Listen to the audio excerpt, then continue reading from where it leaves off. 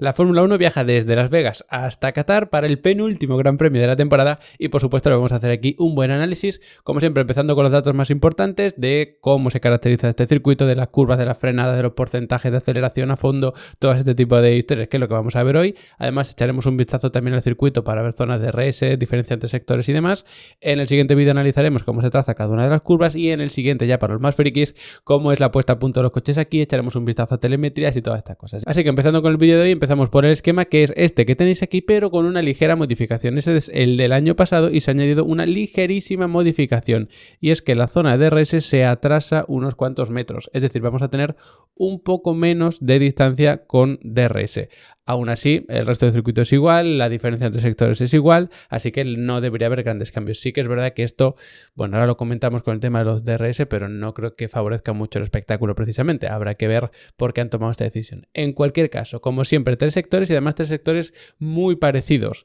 En Las Vegas eran todos de mucha velocidad, en este caso son todos de mucha curva. Fijaos que en el primer sector importa bastante el drag por este tramo, pero luego tenemos curvas que son muy largas por aquí, curva de alta velocidad aquí y luego otras 2 curvas de bastante velocidad a la derecha. En el segundo sector tenemos algo parecido porque volvemos a tener 2 curvas que son bastante cerradas, que son como horquillas abiertas, y luego curvas de alta velocidad, otra especie de horquilla de estas muy abierta y un poquito de importancia del drag, sobre todo en este tramo. Como veis, muy parecido a lo que veíamos en el primer sector. Y luego en el tercero tenemos una serie de curvas de mucha velocidad hacia la derecha que recuerdan a esas curvas de Austin que eran 16, 17, 18. En este caso pues son 12, 13, 14, pero que recuerdan mucho.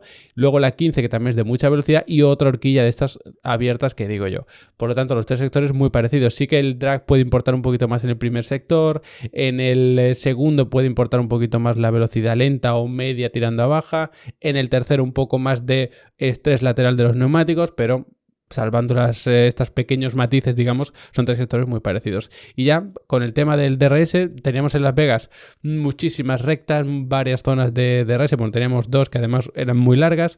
En este caso solo tenemos una y no es tan larga. Ahora analizamos los datos de cómo de largo es este circuito y demás, pero fijaos que solo tenemos un punto de detección de DRS porque solo tenemos también una única zona de DRS. No es el circuito precisamente más largo de la temporada y fijaos que solo este tramo es recta pura. El resto de tramos de rectos son muy cortitos. Lo que tenemos por aquí, esto también se puede considerar recto, este por aquí son tramos muy cortitos donde no cabe otra zona de DRS. Por eso solo tenemos una y además, como decimos siempre, ojo que el punto de detección está después de la curva 15. Si adelantas frenando la 16, cambiando tu trazada, haciendo lo que te dé la gana ahí, igualmente, aunque ya hayas adelantado, aquí podrás abrir el DRS si pasaste por detrás a menos de un segundo en ese punto de detección. Así que ya ves, un circuito bastante peculiar y bastante distinto al de Las Vegas. Y ya sabéis que en Level Up Academy tenéis un montón de contenido relacionado con analizar circuitos a nivel de pilotaje, de estrategias de carrera, de puesta a punto de los coches. Tenéis absolutamente todo, tanto para automovilismo real como virtual. Tenéis cursos de mecánica, de reglajes, como decía,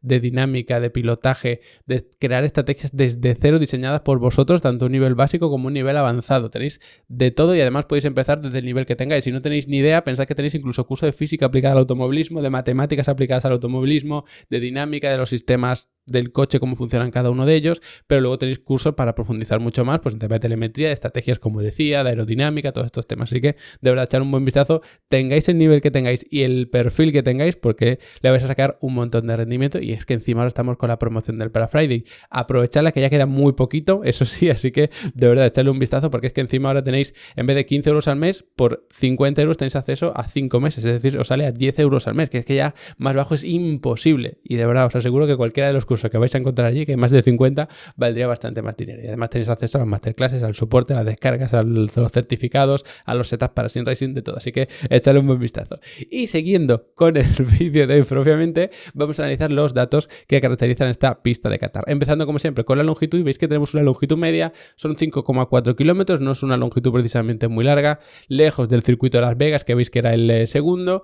Se van a dar por lo tanto más vueltas, 7 vueltas más concretamente, pasamos de 50 a 57 y lo más importante es que son 57 vueltas con muchísimo desgaste. Aquí las temperaturas se prevén bastante altas, por lo menos bastante más altas que la de Las Vegas, sobre todo temperatura de pista, y además tenemos un estrés lateral brutal, altísimo. En Las Vegas no había tanto estrés lateral porque no tenemos muchas curvas de mucha velocidad. Aquí sí, y constantemente y encima a un lado y a otro. Por lo tanto, los neumáticos van a sufrir un montón y son 57 vueltas que tampoco son muchísimas. Entonces, si vas con una vuelta de más o de menos, ese desgaste te puede hacer perder mucho tiempo y que por lo tanto estrategias tipo undercut y demás sí que sean muy potentes, porque vimos que en Las Vegas incluso el overcut podía ser más interesante que el propio undercut. Y luego, en cuanto a la distancia entre la meta y el primer punto de frenada, pues son algo más de 300 metros, una distancia más generosa que la que teníamos en Las Vegas, que la que teníamos en Brasil y todos estos circuitos, así que esos primeros metros de recta de arrancada pueden tener incluso un poquito más de interés que lo que vimos en Las Vegas. Eso sí, habrá que ver cómo se gestiona la curva 1, 2, 3, que están enlazadas.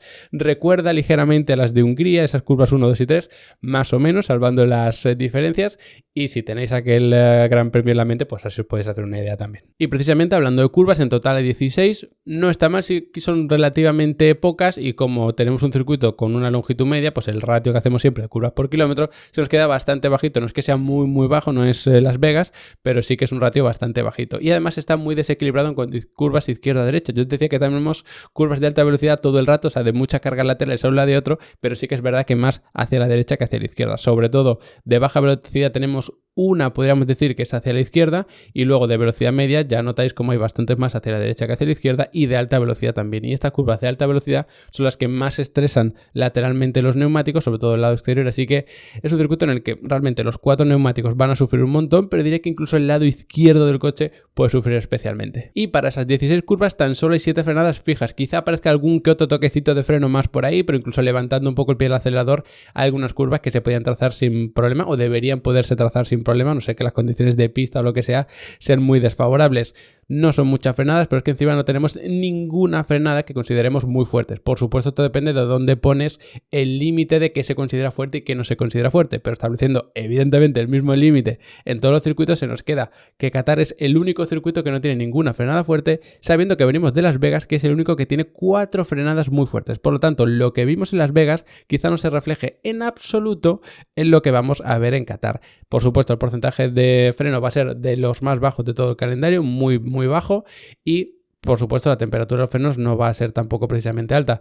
Es verdad que las condiciones de refrigeración no son las más óptimas, a lo mejor por temperatura del aire, por la suciedad y todo esto, pero es que como no necesitas dedicar mucho aire a refrigerar los frenos porque apenas se toca ese pedal, pues no debería ser un problema, al menos a priori. Y el otro pedal, el del acelerador, aunque el del freno no es protagonista, este tampoco lo es mucho. Fijaos que deberíamos ir en torno a un 72% de la vuelta acelerando a fondo, que tampoco es mucho. Entonces, si no vamos mucho tiempo frenando y tampoco acelerando a fondo, ¿qué es lo que nos queda? Pues muchas curvas a medio gas. Y de hecho es que muchas de las curvas que se hacen casi a fondo, pues eso significa que tienes que ir levantando un poquito, regulando un poco el pie del acelerador. Encima esas horquillas largas que hemos visto que son como muy abiertas, también tienes que ir con mucho cuidado saliendo de ellas. Entonces se va mucho tiempo a medio gas con ese pedal del acelerador, evidentemente. Y luego el porcentaje de vuelta que vamos en octava marcha, o que van los pilotos en octava marcha, tampoco es muy elevado porque no tenemos rectas muy largas. En Las Vegas era una locura la cantidad de tiempo que íbamos a velocidades altísimas, aquí no tanto. Aquí lo que marca la diferencia es cómo se tracen las curvas de alta velocidad y sobre todo cómo se gestionan los neumáticos.